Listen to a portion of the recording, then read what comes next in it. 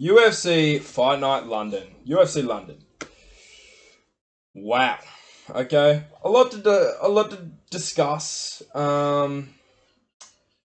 Just straight into it. Sean Brady is a monster.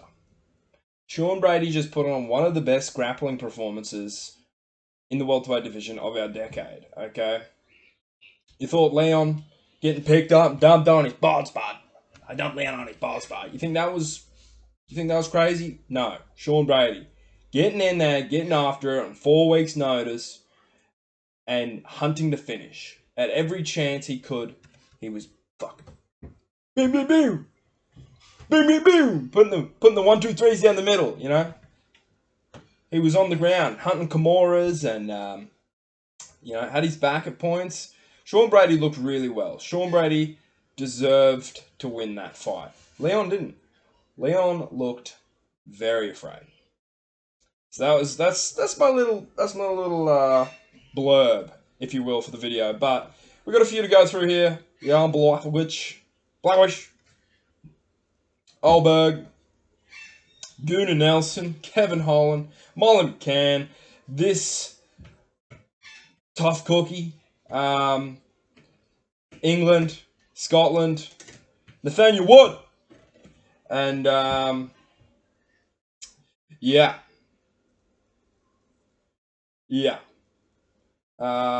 a bit to go through here. There's a bit to go through. So we're going to get into it.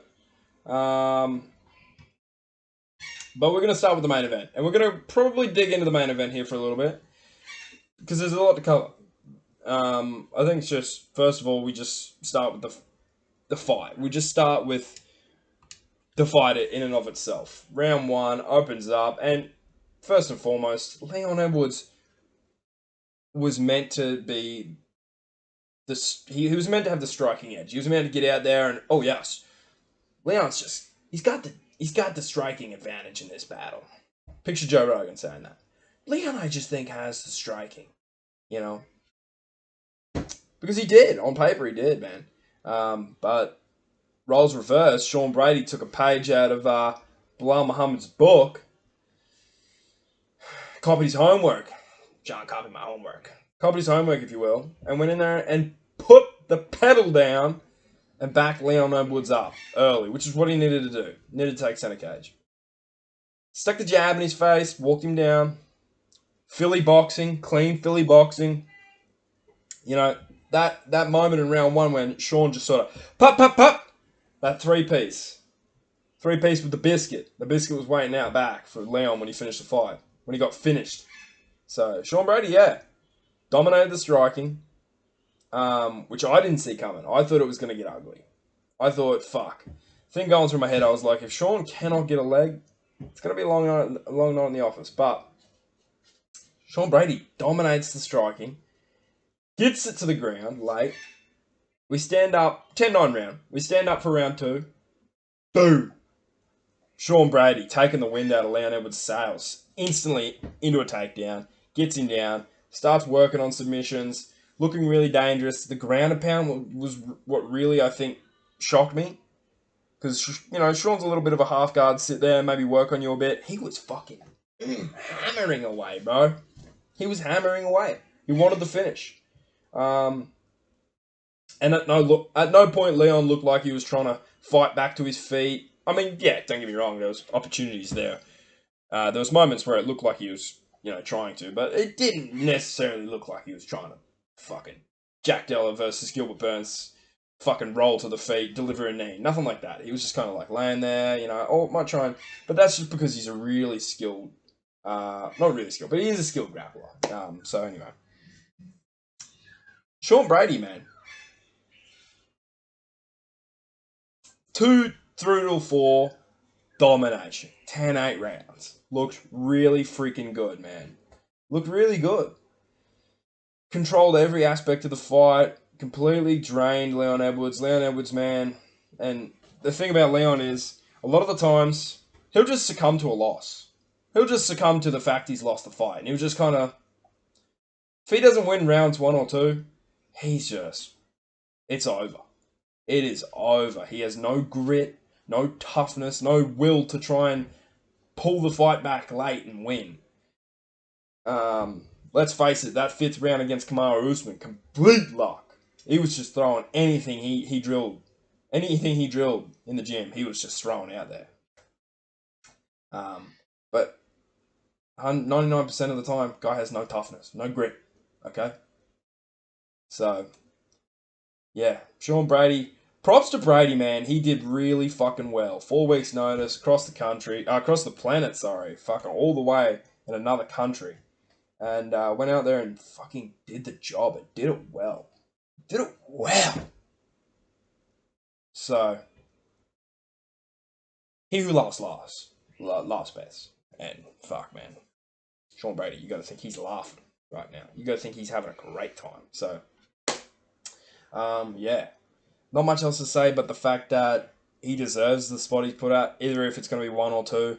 I really think it should be 1. You beat the guy, you are the guy. You know what I mean? You got to beat the man to be the man. Or so they say.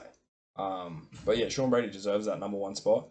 And if he gets number 2, that's fine. But if I was him, and depending on how the UFC are going to matchmake after this, Sean Brady should not take another fight. He should sit on this win until he gets his shot. I don't see a reason why he's not entitled for his shot. Like, people have been given championship shots for less. Kaue Sakura. But like, Sean Brady's got a decent resume now. Always was, needed a little bit of padding. But Leon Edwards in there, Gilbert Burns, former title contender, Kelvin Gastelum. Obviously not prime Gastelum, but he's got the names, and he just had a great win. Sit back on this one, man, and just coast it out. Get a title shot. Rematch. Bilal versus Sean Brady. Yeah, he's only lost. Try and get that one back. But the UFC, being the UFC, will book Shavkat Rakhmonov. Okay? They will book the big, scary European. Oh, yeah.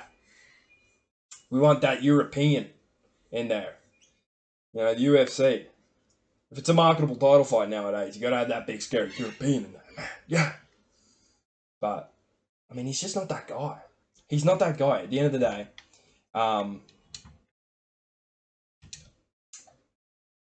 Sean Brady, I think, has the better resume over Shavkat Rakhmonov. Rakhmonov, in my opinion, doesn't deserve the belt. If anything, Rakhmonov should be fighting in a title eliminator against Sean Brady. Or anyone else, because he just doesn't deserve it right away. But, it is what it is. I'm honestly not too phased, because either of those fights are pretty cool fights. No matter if it's Bilal or JDM. I am a Sean Brady fan. Sean Brady... I like Sean Brady. Sean Brady's kind of my guy. So I would like to see him fight for a belt, but at the end of the day, what are you going to do?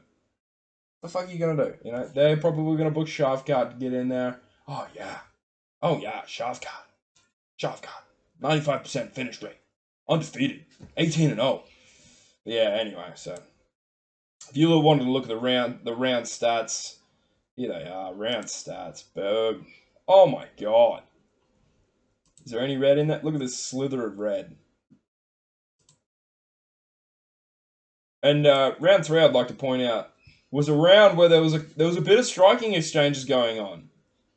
Yeah, majority of this 14 strike differential would be from the ground game, but there'd be a bit of blue in there where Brady was landing more shots on the feet. But yeah. So round 1 says it all. We're striking here. Leon did have the more significant strikes, but 47 total strikes to 20. Come on, man. Anyway, getting into the co-main. A lot of people didn't like the co-main. Me personally, I quite enjoyed it. I'll come out on record and say I didn't mind this fight. Okay? There's a few people raging at this fight, saying that it was a robbery, but I don't know. Maybe I wasn't scoring it as intently because I just wasn't overly invested in it. Like, I like Blachowicz and I like Ulberg, and that's why it was just fun to sit back and watch. High-stakes fight, title shot maybe on the line, high-stakes fight. Just fun to sit back and watch. Jan Blachowicz has been out for too long. And I think none of it, really helped his efforts, but how long he had out and all that. But considering all of that, he went in there and fought like a dog, man. Just fucking pressed forward. Leg kicks were same as usual, and there was a couple of leg kicks there. It was just shin to shin. I understand. It was nasty, man. But I definitely had Blachowicz winning rounds 1 and Carlos Ulberg winning rounds 2 and 3. That was how I honestly saw it. Ulberg wasn't the scarier fighter in 2 and 3. You know, he wasn't throwing big meaty shots. There was a couple shots there where Blachowicz was kind of caught off guard a bit, but never rocked. So, yeah. Ulberg just stayed a lot more active, I think. So, yeah, obviously, significant strikes, total strikes. Jan won that round, but total strikes, significant strikes. Anyone who thought Ulberg lost 2, you're insane. More total strikes. Oh no. Bit of a pick 'em, but Ulberg with 6 extra strikes in there. And then same goes in the significant department. So Ulberg definitely won the fight. It was hard to score. I don't think it was close, but it was hard to score. So Carlos Ulberg. I was saying there for a while that if Piera held onto the belt, Ulberg versus Piera would be a really cool fight. After watching this, I still think Ulberg's probably not on that Alex Piera level. But I don't know. I kind of thought the same about Ank. So you know, yeah, Ulberg looked quick and young and healthy and fit, But yeah, I feel like he still has something to prove. I feel like he could lose his next fight. But then again, also too, Jan Blachowicz is a tough fight. You know, Jan Blachowicz sort of made Piera have a tough fight. Blachowicz is always going to give guys tough fights, even though he's 42 and he's got no definition anymore, and he just looks like a big bag of dirt. He looks like a big bag of dirt. Terrible picture of the guy. Big bag of dirt. 2 robot arms. 2 shoulder reconstructions, you know, but he's still giving guys tough fights. He'll be 50 giving fucking guys tough fights. But no. Yeah. If there's a title shot in the future for Carlos Ulberg, congrats, but I feel like he will still need to test himself, maybe against a Yuri or a Hill, or God forbid Alex Pereira. That's a cool fight, regardless, because it's city kickboxing against Alex Pereira again. You know, maybe you get Izzy in the corner, a little bit of. I know they kind of buried that hatch a little bit, but you get a little bit of bad blood in there. Be a cool fight, man. But yeah, main takeaway from this fight: Blachowicz looks like a big bag of dirt. Big dirt body. Anyway. Gunnar Nelson, Tom Holland, Kevin Holland, whatever you want to call him. Cool fight, I guess. Every once in a while, Kevin Holland will lose. He'll lose a fight. And then the UFC, they'll book him into these Gunnar Nelson type fights. They'll book him into these, you know, these Gunnar Nelson type fights. I can't think of anyone off the top of my head that Kevin Holland's had bounce back fights with. But, oh yeah. Oh shit, he's not looking good really. Oh yeah. These sort of fights, man, oh my god, Kevin Holland has had a bad one. The Chiesa fights!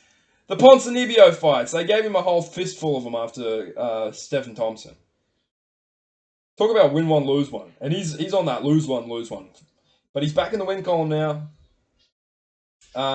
So, you know, props to him. How do I get back to where I was at? But yeah, every once in a while the UFC will book the Gunnar Nelson fight for Kevin Holland. They'll just keep on giving him Gunnar Nelsons. You know, these kind of old heads, the Ponzinibbios and the fucking the Chiesas, these 37 plus guys. I don't even think Gunnar's that old. He looks that old, but yeah, he gets these kind of fights every once in a while, just so he gets back in the win column. So the next big name they feed him to, you know, seems like a reasonable win. Nowadays, if you've got Kevin Holland on your resume, almost erase it, rub it out. Kevin Holland is becoming a bit of a layup for the up and comers. And it hurts to say it, but he brings it on himself. I'm that guy. I'm gonna fight anyone anytime. I'm gonna want to fight anyone anytime, man. I'm just the toughest fucking. I don't give a fuck. I'm gonna fight anyone whenever I want. I'll beat up Rampage Jackson. You know what AR-15 is? Whatever the fucking bullshit he said. I really don't like him, but anyway. The Gunnar Nelson fights, he gets them all the time. We love Gunnar Nelson. Gunnar Nelson looked good. They both looked like they had fun in there. That's the moral of the story. Story. Moral of the story is they both looked like they were enjoying themselves in there. You know? Couple of interesting grappling exchanges. To be honest, I really didn't pay that much attention to this fight. It was a bit of a drink break, if I'm being honest. But anyway. Tough cookie contest. Moral of this story. We're not going to get too deep into this. Molly McCann retires. Woo! Woohoo! I'm clapping because she had a very good career. She had a successful, entertaining career. Molly McCann. Don't forget about that spinning back elbow knockout. Okay? Don't think that people forget about that. Don't let her last couple losses fool you. She's got some pretty good ones. She's got some pretty good wins as well. But this was, as she said herself, she's not coming out here. She's not training to come out here and get choked out in the first round. It's not what she's doing. So, and you got to respect that she retired for that. But don't know who this is. Sorry, don't know her. But I can't say I'm all that invested in the strawweight division. But it's sad to see Molly go. She was always a bit of a face of the company. Everyone sort of knew Molly McCann through Paddy and stuff. Paddy, I'm coming with you, lad. I'm with you, lad. So, this was a cool fight. I really liked this fight. Vucenic, whatever his name is, Jordan, liked his tattoos, didn't like his whole fight style. It was funny, the round one, the bell went, and Chris Duncan, you can tell it's just a crafty vet. He's got that dog in him. He's got a whole lot of heart. Whereas Jordan sort of came out in a bit of a karate Conor McGregor stance. You know, he's kind of bouncing around, heavy on the lead leg, sticking and moving. And then Chris Duncan hit him with just the meatiest overhand. And then, no, it was like, sorry, my apologies, can't remember my fight. It was more of a roundhouse to the body, and then he threw the straight. Before he even touched down 2 feet on the ground, he threw the straight down the middle. And sent Jordan, Vucenic, whatever his name is, stumbling or bumbling, rolling backwards like a buffoon. So, but yeah, Chris Duncan, another guillotine win. Sick Gilly too, you know, just jumped it. Confidence in jumping it. Dustin Poirier-esque. So, this was a cool fight. I don't have much to say about it. It was pretty quick. It went quick. I liked the whole Scotland-England thing. It was fun. It was an exciting fight. Yeah, cool. Don't have much more to say about it. Sick win for Chris Duncan. I don't know where he's at, who he's... We'll spend a little bit of time on these guys, because it was a good fight. It was an entertaining fight. Bit of a win-one, lose-one kind of guy. He's on a 2-fight win streak. Tough comp in Torres, though, so you can't take too much away from him. But, yeah, sick win for Chris Duncan. I didn't mind that fight at all. That was a good fight. Where are we at? Nathaniel Ward, Morgan, Charriere, whatever his goddamn name is. Once again, cool fight. Not much else to say. It was a little bit snoozy, this one. Nathaniel Wood just edged out a well-deserved decision victory. UD. Yeah, as you can tell, it was early in Australia. I really was not all that excited to get in and watch these. But this seemed like a cool fight. Nathaniel Wood seems like he's on a bit of a roll. Bit of a name behind him. So, Jai Herbert, Chris Padilla. Didn't watch this one. If I'm going to be 100% honest, from here on, did not watch. Sorry. Did not watch. But I'll pick out some of the big moments. So, congratulations. Split decision. Obviously, it was a close one. I don't mind Jai Herbert. You know, notorious Ilia Topuria victim. The one man to knock down Ilia Topuria. If this is the same Jai Herbert, that is. You'd like to think it is. Not too many Jai Herberts getting around anymore.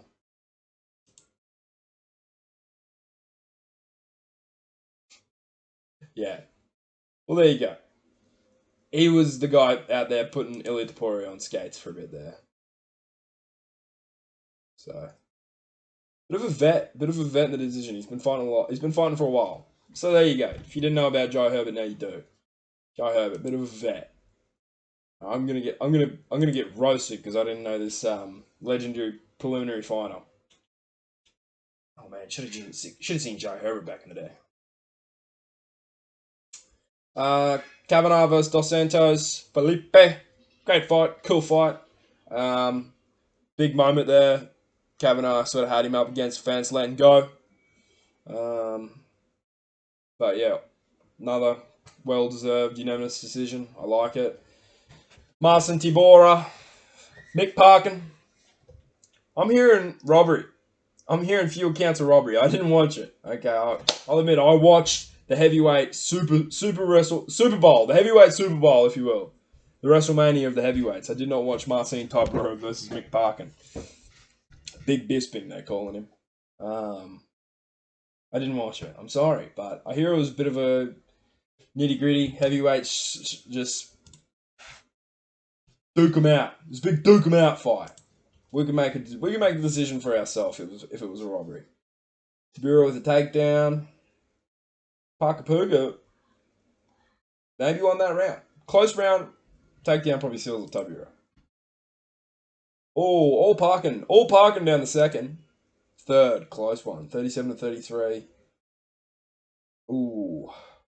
Tybura had the bigger shots. That is a close fight to score, but it does make sense Tybura got it. So, congratulations, Tybura. You win the heavyweight Super Bowl. Can't wait to see him fighting for a belt. Not overly concerned about this one. I'm sure it was a good fight. Good win for Christian. Yeah, I'm sure she was a real tough cookie. I'm sure she got out there and just let him swing. She looks like a bit of a Molly McCann. Up the fight nightish. Yep. Once again, congratulations to Ireland. This was an interesting one. I really, really did find this one super interesting. Guram Kutateldze. Georgia's finest. In this day and age, Georgia is doing a mad one in the UFC. They're on one. They are standouts. You know, they've got big names. Ilya, Marab, Roman Dolidze, Giga Shikadze. I know I'm definitely missing a few, but there's more out there. And they're on one right now. You know, well, you got two of them as champs. Two of them as champs, man. So, this one was just insane. Because Guram had not one, but both Topuria brothers in his corner. And Khamzat Chimaev, Ilya Topuria, and Alexandre Topuria, all in Guram's corner. And he lost, man. He lost a UD. So, yeah, that's the story sometimes. Okay, it happens sometimes. But talk about shocked. Okay, I kind of thought Guram might have had this one. But, yeah, imagine bringing out the stars to be in your corner. Not having an actual corner team. Not having an actual coach in your corner. You know, an actual bucket boy, carry your bucket fanboy. No, bring out the featherweight, the ex-featherweight champ, his brother, and middleweight prospect, middleweight stand-up, Khamzat Chimaev. Have them corner you. Yeah, great idea. Oh, cool fight though. I don't have much else to say. So, I mean, that's really it. That's really it. If you're in the prelims, I'm gonna breeze over you. Unless Marcin Tybura and Mick Parkin, baby, Big Bisping. Unless you're them two, I'm gonna kind of breeze over you. But other than that, really good for a free card. Really good main event for the welterweight division. For a while there, the welterweight division was sort of clogged up a bit, I found, with Leon Edwards as champ. But there is just a log jam. There is a log jam at welterweight now, you know. Brady, even though Edwards lost, you know, he's still in there. Brady, Edwards, JDM, Shavkat, Ian Gary. Gilbert Burns is, for fuck's sake, he's always still dangerous, like. Yeah, like, look at this. Look at these names. Joaquin Buckley. Colby, if he ever fights again, you know, it's still just such a logjam from From here down, log jam. Log jam. Joaquin Buckley and Usman. Usman doesn't even fight. Usman's a verified divisional squatter. You lost the belt 2 years ago, buddy. Come back to the sport.